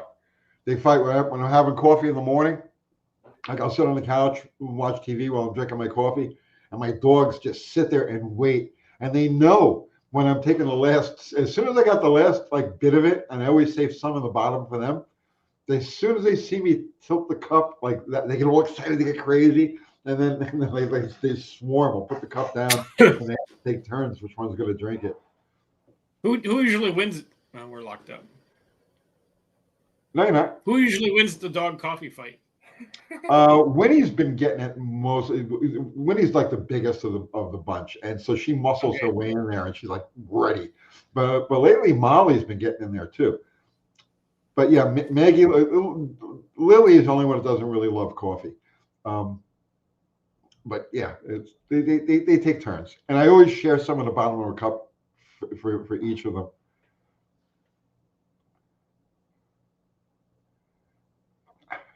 At least we have found the parking reason. You know, my dogs are all hyped up on caffeine and sugar. Yeah. We'll give her some caffeine and take her to the. Well, What were you gonna say? you have to give her some caffeine and take her to Fast Cat.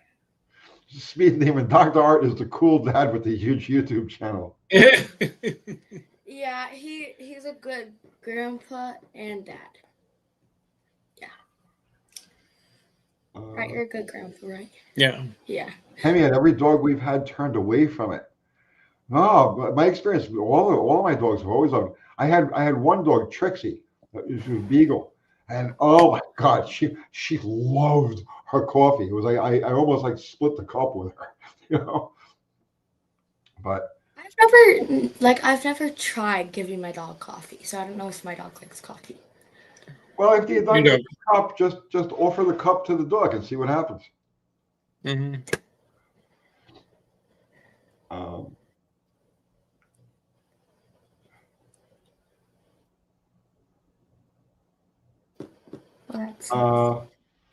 Tony, Mr. Speck wants to know if you like chai tea.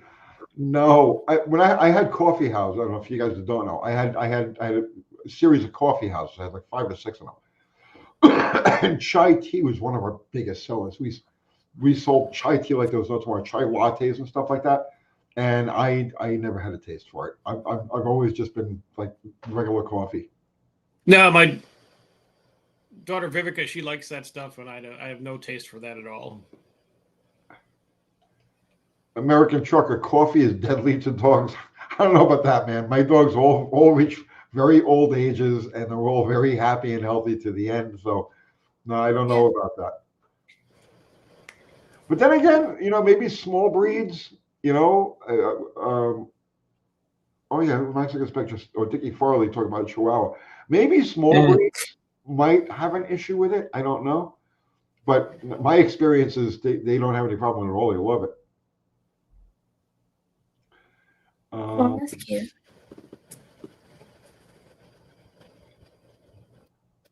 Let's see. Let me rephrase that. Coffee in large amounts is deadly. Yeah, I'm not giving them the whole cup of like. Yeah, they're getting the past little drops of spit and coffee, and yeah, they're at the bottom of the cup where it's all of the sugar, you know, that doesn't get stirred up, all ends up there. So it's just a sweet, tasty thing. Project Time Roger, if you give my dog coffee, she's going to stay with you for the night. Oh, Yeah. oh, she's so beautiful. What a nice dog. He's got an Australian Shepherd. What a What kind of dog is sweetheart. he? What kind of dog is it? An Australian Shepherd. Oh, okay. The little one. The little one. Yeah. Nice. Kim, this is not canine dietary advice. That's right. That's a whole different channel, Kim. That's correct. That's a whole different channel. Let's see. Keto death. Yeah, Please. a Chihuahua on caffeine might be a bit much. Yeah, a little much. Just a little. That's probably better than a Malinois on coffee or Red Bull. You know, that would be bad. I would like to see a hamster on Red Bull. Yeah. That might be animal abuse. I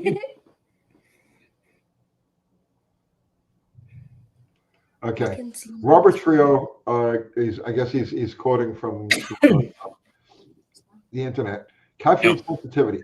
Dogs are much more sensitive to caffeine than humans. Even small amounts can lead to symptoms of caffeine poisoning, which can be severe and potentially life-threatening. Well, I've had caffeine poisoning. I'm telling you, I'm a caffeine. That's I a was thing. having a caffeine addict. Okay, so I've been through the whole heart palpitations and cold sweats and I've been through that. I know how it is. And no, I don't give them enough to, body weight wise. No, it's the same. Body weight wise, what they're having is like a shot glass of, you know what I mean? No, it's fine. Mhm. Everything will kill you at some level. Well, like Paul said, up to all this causes cancer in California, like everything else. Yeah. So we go down. This one, yeah, down. What's Chihuahuas are all over the place. They're bad. Yeah. Yeah, well, my chickens drink beer, Karen.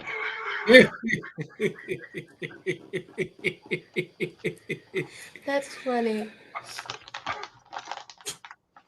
Click on the one that was there. Which one? The where is it? Wait.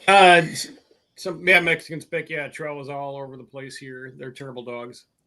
I guess they're feral down by him. So Okay. No dogs are terrible, even if they're completely crazy. Thank you, Eva. I agree. Like, no dogs are terrible, because if you say that, you're not very nice, because all dogs are nice and cute, and you should never be mean to dogs. Well, it's not that all dogs are nice. Some dogs have a predisposition to be aggressive, Rottweilers, pit bulls, and stuff like that. Yeah. But it's more how they're raised. It's the environment Yeah. and the way that they're raised that makes them that way. Not, like you can have a predisposition to be a certain way, but unless that's really brought out of the dog, it stays dormant. I've known pit bulls that were just absolute mushes, and I've met them where they go, just stay away from that thing. And it's more the way that they're raised than anything else. Yeah, but just still, I feel like no dogs are terrible, Mr. Piccola, I've never been to one of these chats, so sorry against the rules. There really are no rules here, man. We have no, mods it's that free take for care of all. that. So yeah, just can you recommend a resource for learning troubleshooting master cylinders? I have a 90s S10 that has a front wheel that locks up. Okay, let's see if we can help you out with that. You have one front wheel that's locking up. That's not the master It's not the cylinder. master cylinder, right? And it's not the proportioning valve. Okay, what you have is on the other side that isn't locking up. Okay, that's where your problem is.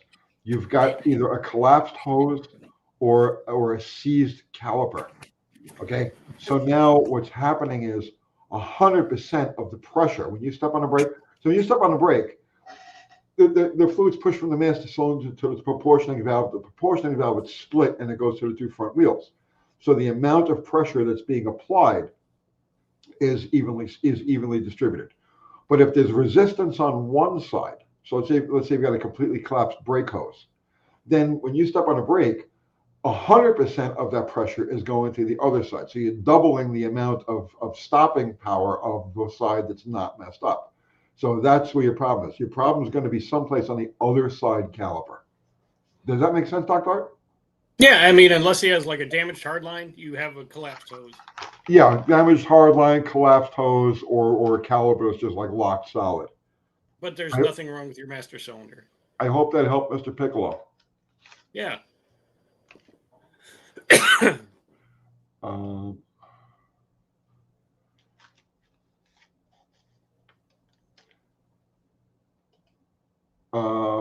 Medicare is saying it's definitely a collapsed hose on the front A brakes. bunch of people said that. Yeah.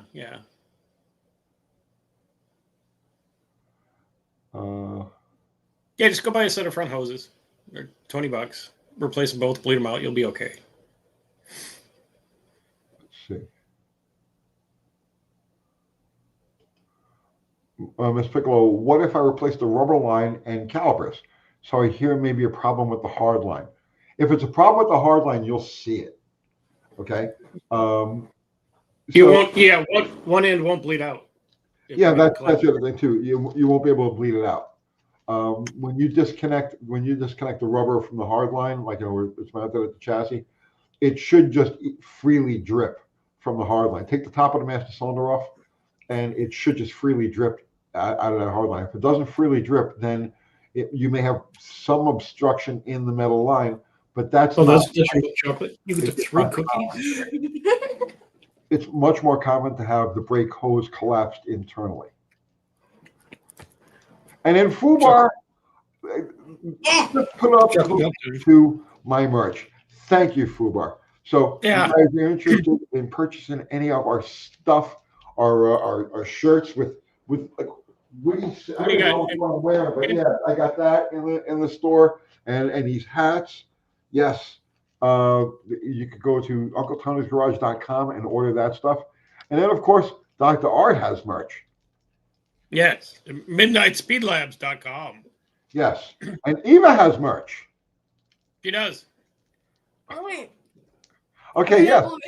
Oh, she's got a Bucky's shirt. Yes. She got her Bucky stuff on. Yeah. So yeah, I even got the pants on. Mm-hmm. I was just wearing a bluey shirt today, so that's the reason why I got confused. Okay.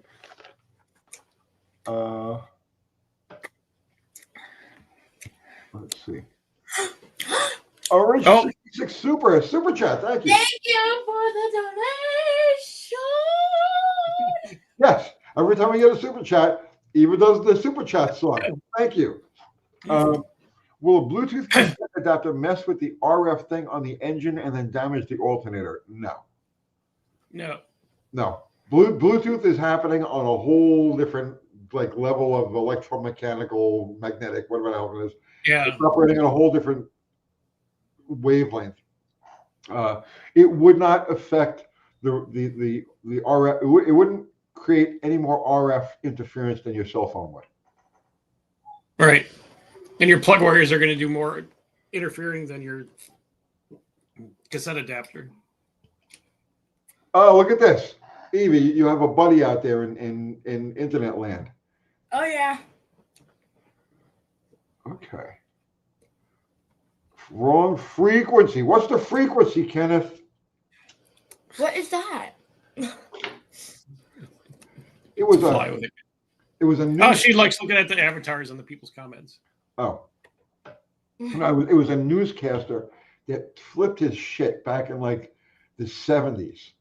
And he was on air, and he kept asking, "What's the frequency, Kenneth? What's the frequency, Kenneth?" And then it just stuck. Mm. He might have been a weatherman. I don't remember exactly. Oh, get this one. It won't hurt you if you're wearing your foil hat. No, it will not. That's right. You know, that is a nice way to if you just want to tune the world out, you'd have to put the aluminum foil on your head. Yes. It's like mandatory. It'll calm everything that's all your demons, your addictions, everything else like And that. it's a You great just sit there. conversation starter. With a Put foil on, hat. put on your foil hat and go to Publix. Oh, somebody's here delivering Amazon. Oh, okay. Oh, Yeah, just put on the foil hat and then sit in the dark corner and just be quiet, and all your problems will just melt away. But as soon as you take the hat off, you're back to normal. But for that 2 minutes, your life is good. Yeah. I want to. Come on. That one, please. Nixon, why do people make their tinfoil hats with a point on the top? Because it just. You can receive the frequencies a little better, a little sharper. Yeah, Yeah, And then and- there's deflects different bad power frequencies. too. Yeah, and also it Damn it! just adds. Don't you know this- anything? They're part of the Spanish Royal Inquisition. Yeah. Nobody ever expects the Spanish Inquisition. Do that one. No, calm down. No, please. Actually, can you do that one? World War II. Who else secretly hopes for another Carrington event? I think a lot of us do. I think everybody Yeah. Luddite in heart is like, yes. It's like, melt this shit already. Start over. Yeah. What is that? Was that? What? She doesn't know what a Carrington event is. Oh, the Carrington event was a solar flare. It was a solar storm that happened in 1859. And it was so intense that back in those days, they used to use telegraph. You familiar with telegraph? I'm pretty sure, yeah. Before telephone, they used to use telegraph. Okay, and so they had the overhead wires like you see. Oh wait, yeah. And it set fire to those lines. It killed all of the. Yeah, it was so intense. It set fire to the telegraph lines, and along railroads, it set fire along the railroads because the sparks, the tracks were sparking. So that happened. The last time that happened was in 1859.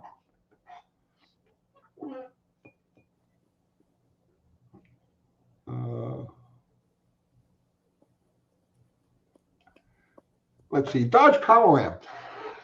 I was wondering too, why on my 318, when I turn the key over to run, but before I start the engine, under the distributor, you can audibly hear it arc. Just because for that instant, you have obviously now you have an electronic ignition, because a 0.1 doesn't do that. But the electronic ignition does. When you put power and then take it away quickly, it'll spark. It'll throw a spark. Yeah, didn't you do a video where testing that? I think so. Yeah. I think so. Or it was maybe Jamie just did one on like that too. Troubleshooting at those little orange boxes. So we got Brian from Project Time Garage in here. So I just did a video today with Brian. That was, by the way, man, that was great. I really enjoyed everything. That was fun. So we just did the video today over at his channel, Project Time Garage. Go over there. Go check out his video. So he's like a jack of all mechanical trades. He's got like everything from tractors to Shelby Chargers. Great channel. We're gonna be doing a lot of stuff. And I don't know if you were around before, Brian, but I want to get Dr. Art in on that charger thing that we talked about. So we're gonna powwow. We'll get together maybe sometime over the weekend, and we'll figure out something to do with that. That it'd be cool. It'll be cool. But yes, go over, guys. Project Time Garage.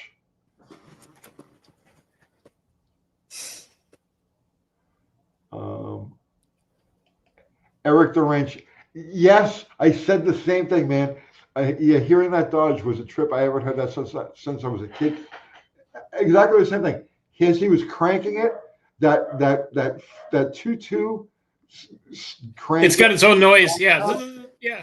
It has its own sound. It sounds like nothing else. And I got all like, and I didn't say, I don't think I said it on the video, but I got all like reminiscent about it. Like, oh, this is so great. It's like a trip back in time.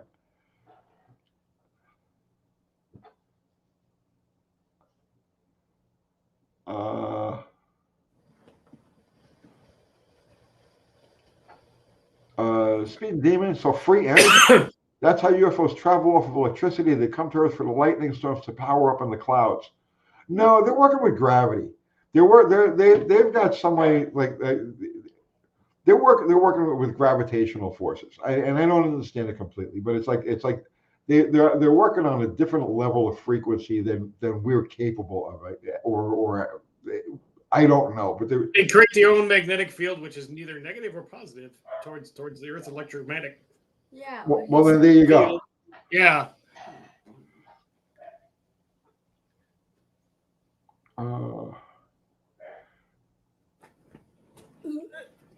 So Mexican Spec, Project Time Garage, is your email on your site? Brian, what is your email?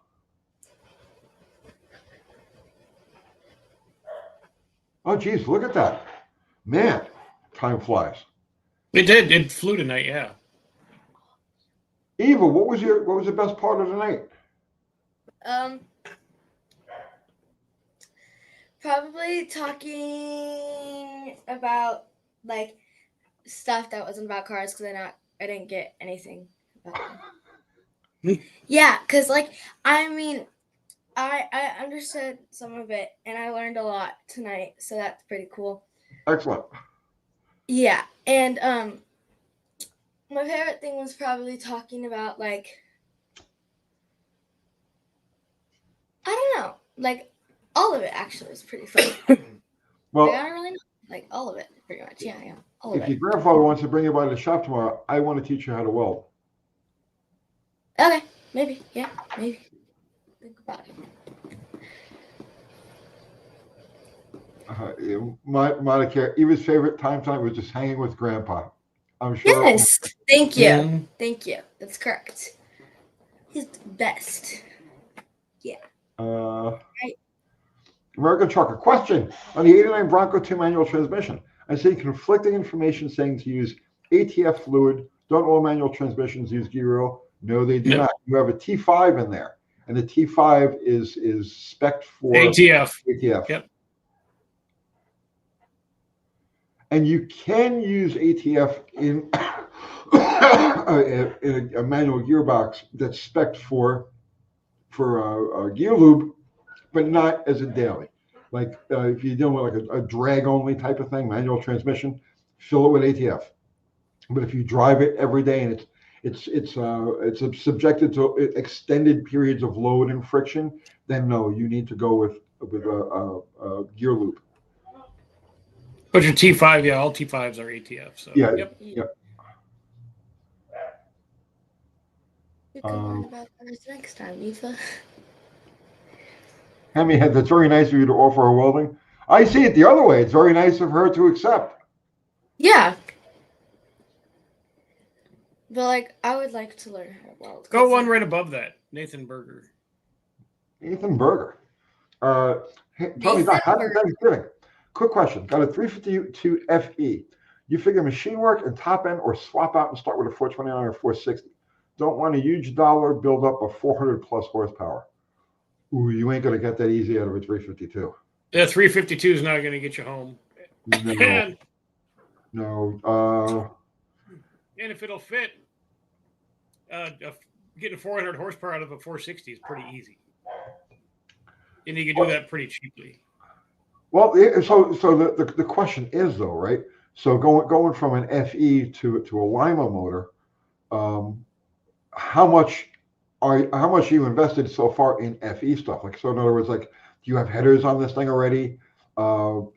That's the thing. As long as you stay in the FE family, you're going to save yourself a lot of aggravation as far as like belts and pulleys and headers and mounts and all kinds of other stuff. Where you go to the 429 and the 460, it's a completely different architecture to the engine. They're better engines, but I would probably be looking for like a 428. 427, 428 crank rods. Yeah, well, 427s you're gonna pay for, but 428s are out there.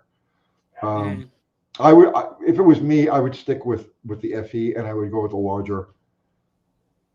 the biggest one you can find. And if you're going to stick with an FE, get some pre-1962 cylinder heads for them. Yeah. Because they are much bigger because they cut down the port size after that for NOx emissions. So Pre-1970. if you're looking for cheap 3 horsepower, yeah. Yeah. You said 62. It's pre-70. Yeah. Yeah. I want a bunk. Let's see. Pretty cool. Mostly stock, no headers. Well, I mean, you're going to need headers to if you're looking at 400 horsepower. That's going to be part of the package that's going to get you that. But yeah, I mean, but that's just me. That's just me. I was born with an FE. I would be inclined to keep it in FE. If you're starting from blank, like you've got nothing, then yeah, the 460 is kind of a no-brainer. Yeah. Just yeah. Yes, that's right. I forgot about that. If you change from an FE to a 3D5, you'll have to get a different transmission.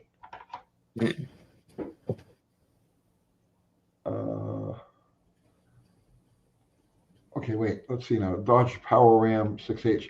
Funny, the problem being that it has a point system, and it's doing the arcing under the distributor cap. Engine running, it has 14 volts on the negative side of the ignition coil and 10 volts on the positive. Oh, that's weird, man. I don't know. Yeah, how you're getting more voltage on the negative side than the positive sides. Very strange. Yeah, that doesn't make any sense. Even if you had the polarity flipped, it wouldn't make any sense. Right. I don't know, man. Dodge, I wish I could spit out an answer, but World of Woodchip, yes, because Ford. Yes, I know.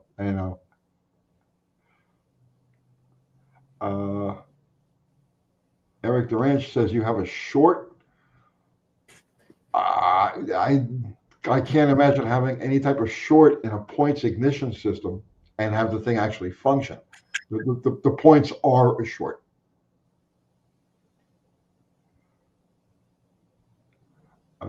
But I think it's time that we wrap this thing up. I think that is enough for tonight. Yes, I've had enough. Well, not really, but it's time to go. Let's pull the plug on this. It is time to go. We put in our 2 hours. We've seen the people nationwide, countrywide, globally wide audience. Yeah. For 2 hours.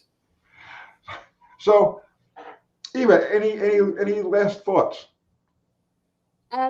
No, but can I do the outro? Sure. Yes. Bye-bye? Okay. Hope you enjoyed the live. Wait. Peace out. No, not yet. Wait, go back and save that because first I have to thank.